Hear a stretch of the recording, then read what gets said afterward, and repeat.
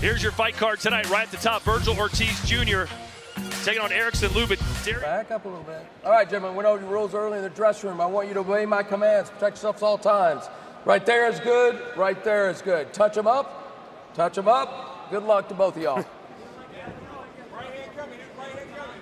I'm hoping next year we somehow get Zurdo versus Jai Opatai. Nice shot. uppercut with the left and the straight right hand from Robin Safar. Because he switched up the speed. He caught Miller off guard because he threw a right hand first and he hit the jab, landing that big right hand afterwards. Nice sneaky combination. And that's what I like about Safar. Sneaky speed and good power, especially with the uppercuts.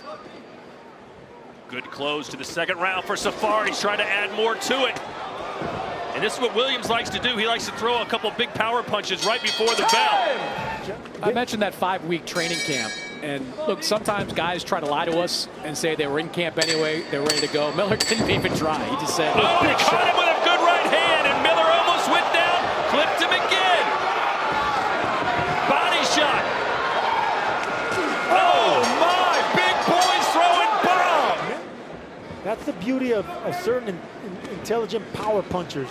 You know they can hurt you with big left hooks and big right hands, but they keep you hurt with jabs. Body shot from Safar. Miller answers back, but he just got caught again.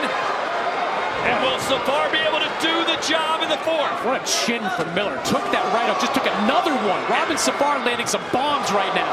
And Miller's catching him every once in a while too, Sergio. Yes, he is. Miller's looking for an overhand right of his own.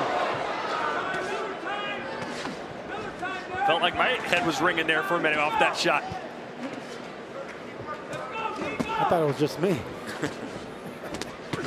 Well, Miller in with the right hand. Maybe he's finding that second win as Miller. And Miller's punching with him, man. I'm giving credit to Miller, man. This guy should have been out here a long time ago, and he's exchanging with the younger, fresher, stronger fighter. And he's back Safar up. And Chris, I talked about this earlier. That 10-second thing sounds like a ring bell, and Safar thought it was the end of the round. There's that right hand that finally landed. Derek Miller ate that up. What guts on Derek Miller, man. 10 seconds. And there's the flurry I've been asking about. And Miller caught him once, Safar got him again. But he couldn't put Derek Miller down. Your winner by unanimous decision.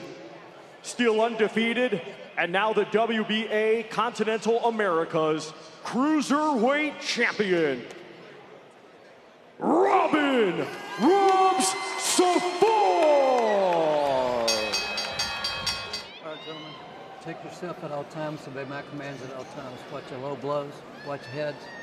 Side counts, let's go. Forrest said all of Edwards' opponents have been fat bums. He said, I'm not fat and I'm not a bum.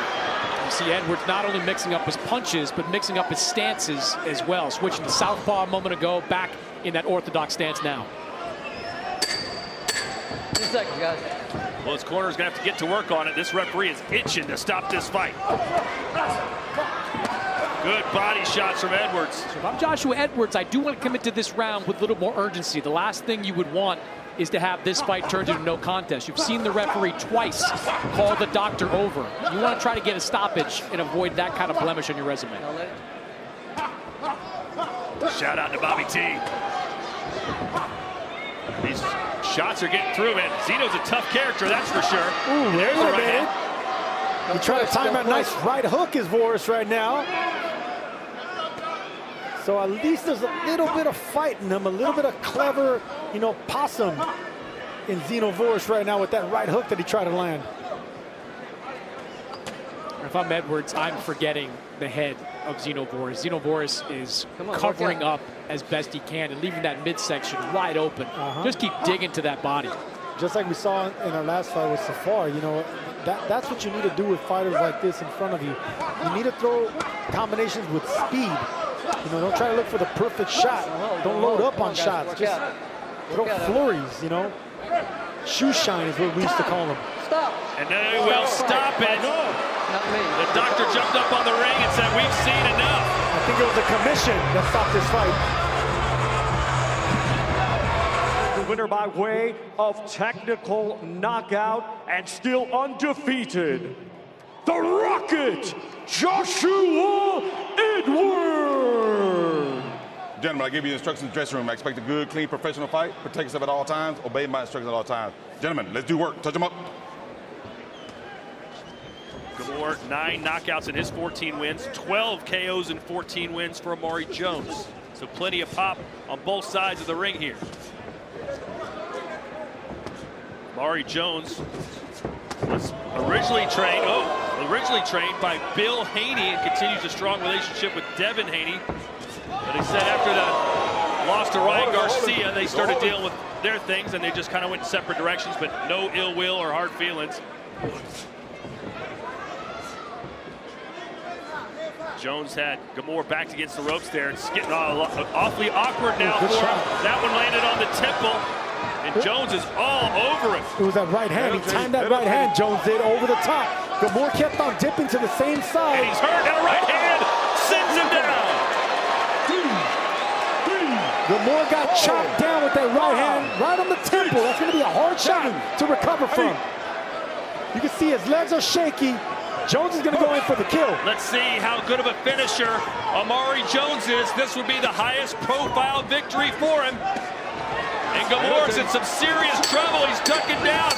Throws a right hand. Got shot with the right. And he's down again. And that's it. Amari Jones shining bright in the Lone Star State. The Reaper comes in with that big right hand and knocks out a stubborn fighter. It's Shady Gamore. Winner by way of technical knockout, and still undefeated, Amari the Reaper Jones. Gentlemen, went over the rules early in the dressing room. I want you to obey my commands, protect yourselves at all times. Line's good here, line's good here. Touch them up. Good luck to both of y'all. Unless Fulgham starts doing that, jabbing, using his height, his range, keeping the fight in the middle of the ring. Let Stevens get frustrated and make a mistake. Crowd's starting to get a little restless. And Fulgham needs to check himself, not listen to the crowd. You know, you don't want to fall into the dirty tactics of Stevens. And sometimes when the crowd is booing, you want to try to get something happen, make something happen, and you run into some shots. Like that. Big left hand from Stevens, best punch of the fight. Just like that, and that's what I'm trying to avoid. You do that by jabbing, fighting like a taller man. That's your warning. There's that right hand from Stevens. See, that sets up the overhand shot. And that was a combination Ronnie Shields asked for. A right hook and then a right punch, a right overhand right. It's an awkward combination to block. Double right. Yeah, he just needs to be about a foot away from Fulgham. He's been getting too close. Chris, it feels pretty tight right now. How do you have it scored? Yeah, I've got it 3-3, 57-57. First 3 rounds for Darius Fulgham. I gave the last 3 to David Stevens. Neither one of these guys necessarily separated themselves. All these rounds, especially the last few, have been really close, but I feel like the power shots land. Oh, there's a big uppercut. Best punch of the fight for Darius Fulgham. As I was just going to say, the power shots were favoring Stevens these last few rounds. Darius Fulgham lands a big one of his own. I think the jab is big. Whoever's landing that jab first, who's ever being first with that, is having the most success in these rounds. Good body shot there by Stevens, doubling up that left hook. Fulgham thought he got clipped behind the head, probably did, but no break from the referee, and Stevens didn't stop punching. 295, this bout is a majority draw. Well, there you go, Sergio. You nailed it. And I told Chris Mannix that this is exactly how that fight was going to go. Okay, gentlemen, this is going to be good right here on this side. Right here on this side, this is going to be good for me. Okay, this is for the WBC Interim Championship of the World. You got your instructions in the dressing room. I want you to protect yourself at all times and obey my commands at all times. Touch them up, back to your corners. And we know Ortiz certainly has the power to do that. He got knocked out in round 1 by an uppercut, and he got beat to the punch with an uppercut from Dora. So that might be the punch that Vergil knows can land on Lubin. He You mentioned the strength, Sergio, and Vergil Ortiz looks like the bigger man in the ring, but this has been Erickson Lubin's weight class for the last 11 years. He has been fighting at 154. Nice right to the body for Ortiz, who has Lubin backed in the corner again. Lubin's going to have to duck down if he escapes to his right, because Ortiz is looking for that left hook. He needs to make Vergil Ortiz miss completely. You can't give him a target. If Ortiz is hitting something like the gloves or the shoulders, he's only going to see red and get more confidence. Is he trying to rope-a-dope here, Sergio? What do you think he's thinking?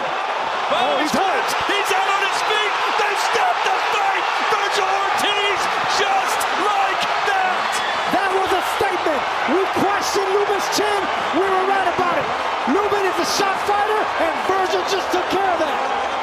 Sensational job by the referee, James Green. I mean, look at this. He was about to get destroyed, and Green saved it. He was out on his feet. The man has no more punch resistance, and when you're in there with a killer and a puncher like Vergil Ortiz, it's only a matter of time, man. He was out on his feet, out cold was Erickson Lubin. For your winner by way of technical knockout, still undefeated, and still WBC interim super welterweight champion of the world, Vergil Ortiz Jr.